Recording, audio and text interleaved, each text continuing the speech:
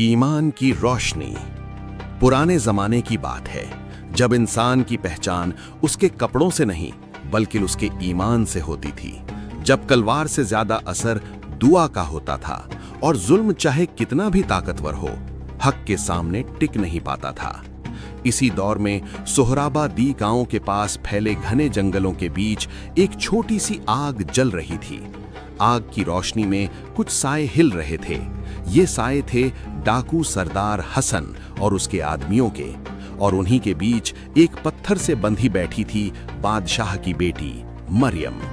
मरियम की आंखों में डर था मगर उससे ज्यादा यकीन। होंठ कांप रहे थे मगर जुबान पर दुआ थी, या अल्लाह तू ही मेरा मालिक है, तू ही मेरी हिफाजत फरमा। उसी पल झाड़ियों के पीछे से एक साया उभरा, घोड़े की हल्की टाप, सांसों की धीमी आवाज। वो साया था अफरोज।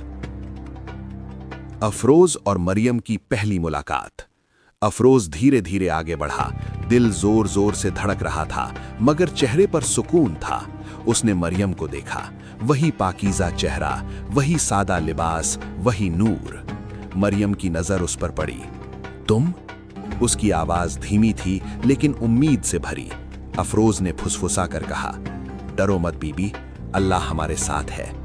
मरियम की आंखों से आंसू बह निकले।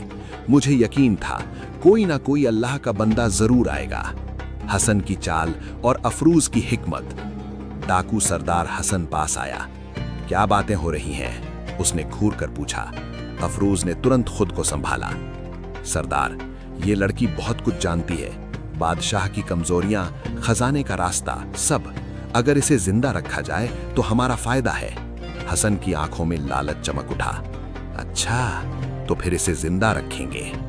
मरियम समझ गई ये लड़ाई तलवार से नहीं अक्ल और सब्र से जीती जाएगी। रात की योजना। रात गहरी हो गई, डाकू सो गए, आग की लपटें धीमी पड़ चुकी थीं। अफरोज ने जमीन पर सजदा किया।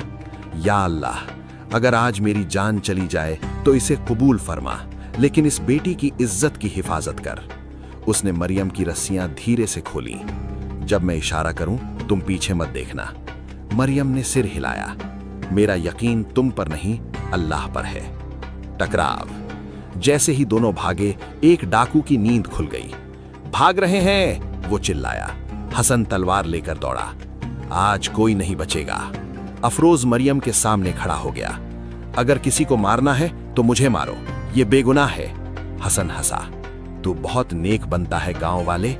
अचानक जंगल में घोड़ों की टापें गूंज उठी। इन